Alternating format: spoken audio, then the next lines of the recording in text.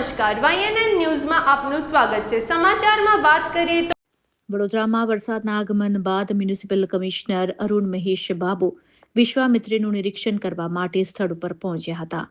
કાલાઘોડા સ્થિત વિશ્વામિત્રી નદીનું તટ સ્થળનું નિરીક્ષણ હાથ ધરવામાં આવ્યું હતું. વિશ્વામિત્રીની સપાટી વધી છે કે કેમ તેનું જળસ્તર જોવા માટે મ્યુનિસિપલ કમિશનર સ્થળ ઉપર પહોંચ્યા હતા.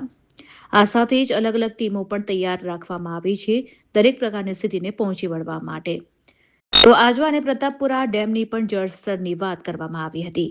આજવા સરોવર હાલ 209 ફૂટની સપાટી પર પહોંચી છે, તો સતત કંટ્રોલ રૂમ દ્વારા પણ નિરીક્ષણ હાથ ધરવામાં આવી રહ્યું છે. સ્થળ ઉપરથી અલગ અલગ ઇલીગલી હોર્ડિંગ્સને પણ ઉતારી દેવામાં આવ્યા છે. સાથે જ 1200 જેટલી ઇમારતોને પણ નોટિસ ફટકારવામાં આવી છે.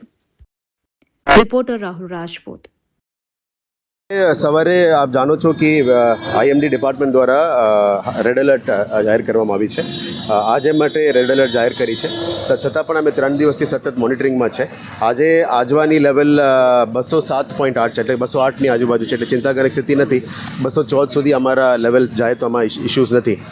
અમે આ વખતે પીવાના પાણી માટે વધારે ઇશ્યુઝ હતો, પણ આ પણ અમે અત્યારે સોર્ટ આઉટ થઈ રહ્યા છે. પીવાના પાણી માટે પણ અત્યારે ઇશ્યુઝ ના આવે, એટલે આજવા અને પ્રતાપપુરામાં પણ અમે જે સ્ત્રોત ઊભું કર્યું છે એમાં વધારે પાણી અમે સંગ્રહ કરવા માટે આશા રાખીએ છીએ. આજે કાલાઘોડા આપણે જે લેવલ છે સ્ટાન્ડર્ડ લેવલ ચેક કરવા માટે આવ્યા છે. 18 ફૂટ સુધી કોઈ ચિંતા નથી. અત્યારે અમે 6.5 ફૂટમાં જ છે, એટલે વિશ્વામિત્રી લેવલમાં પણ કોઈ જોખમી નથી. આ 3 દિવસ દરમિયાન ટોટલ ઓલમોસ્ટ 19 mmની વરસાદ થઈ છે. આજે સવારથી જ લગભગ ગઈકાલ રાતથી 9 mm સાઉથ ઝોનમાં અને 7 mm વેસ્ટ ઝોનમાં વરસાદ પડી છે. મોટાભાગમાં પાણી વેસ્ટ ઝોન અને સાઉથ ઝોનમાં જ ભેગા થાય છે.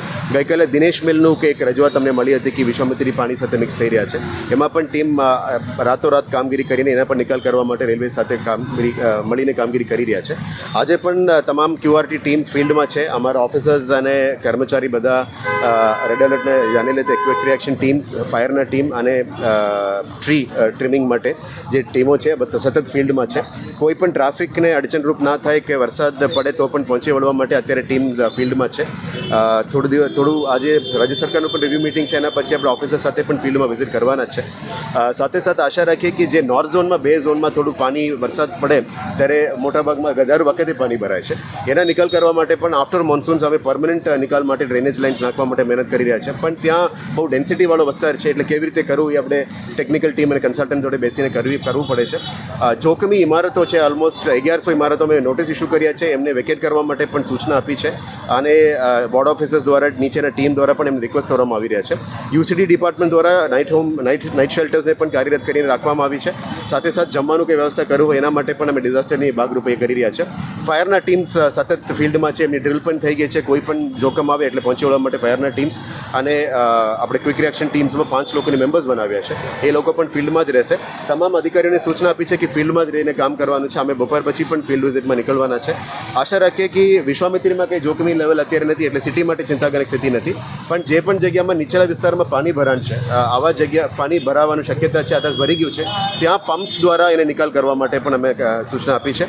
4 કલાક, 8 કલાક, 12 કલાક અને 24 કલાકનું પાણી ભરાવાની શક્યતા છે. આ વિસ્તારમાં પમ્પ્સને પણ એક્ટિવેટ કરીશું. આશા રાખીએ કે ટીમ તરીકે જેટલું અમે શક્ય બને બધાને એક્ટિવેટ કરીને ફિલ્ડમાં કામગીરી કરવા માટે સૂચના આપીશું. કહી શકાય કે રાહતના સમાચાર છે, કેમ કે ભયજનક હતું. આપણા માટે રાહતની વાત એ છે કે પીવાના પાણીમાં આપણને પ્રશ્ન આવે, એ જ અમે ભગવાનને પ્રાર્થના કરતા હતા કે પીવાના પાણીમાં કંઈ પણ સંજોગના ઇસ્યુ ના આવવું જોઈએ. હવે વરસાદ આપણે આશા રાખીએ કે આ વરસાદ આજવા ભરી જાય અને તમામ સ્ત્રોતો ભરી જાય સિંધરોડ અને પોઈચામાં, આપણે મહીસાગરમાં, એટલે પીવાનું પાણીનું ઇસ્યુ ના બને અને પૂર જેવી પરિસ્થિતિ ના આવે એટલા માટે અમે અત્યારે પ્લાનિંગ કરી રહ્યા છીએ. અને અમે આશા રાખીએ કે આ વખતે પણ ના થાય, કારણ કે ફિલ્ડ વર્ક તો ચાલી રહ્યા છે, પણ જે ઉપરાવાસમાં જે પાણી આવી રહ્યા છે, જે બેઝિકલી વડોદરા શહેરમાં જ્યારે પણ આવું ઇસ્યુ થાય ઉપરવાસમાં પાણીનું ઇસ્યુ થાય છે, એટલે હાલોલ અને ઉપરવાસથી પાણી આવે છે. અમે આજવા અને પ્રતાપપુરામાં સ્ટોર થઈ રહ્યા છે. એ પણ લેવલ 222 સુધી અમારો ઇસ્યુ નથી. અત્યારે 212 છે અને ત્યાં પણ 213 સુધી આજવામાં પણ સેફ લેવલ છે, તે 208 સુધી છે. એટલે આશા રાખીએ કે આપણા વડોદરા માટે પીવાનું પાણીનું સ્ત્રોત મળી ગયું છે એવું કહેવાય. અને આશા રાખીએ કે આવનારા દિવસોમાં કન્ટામિનેશનનો ઇસ્યુઝ છે, પ્રેશરનો ઇસ્યુઝ છે, એના ઉપર ટીમ સતત કામગીરી કરી રહ્યા છે. ધીરે એક વિસ્તારમાંથી અમે બહાર લાવવાનો પ્રયત્ન કરીશું. Subscribe now and press the bell icon. Never miss an update.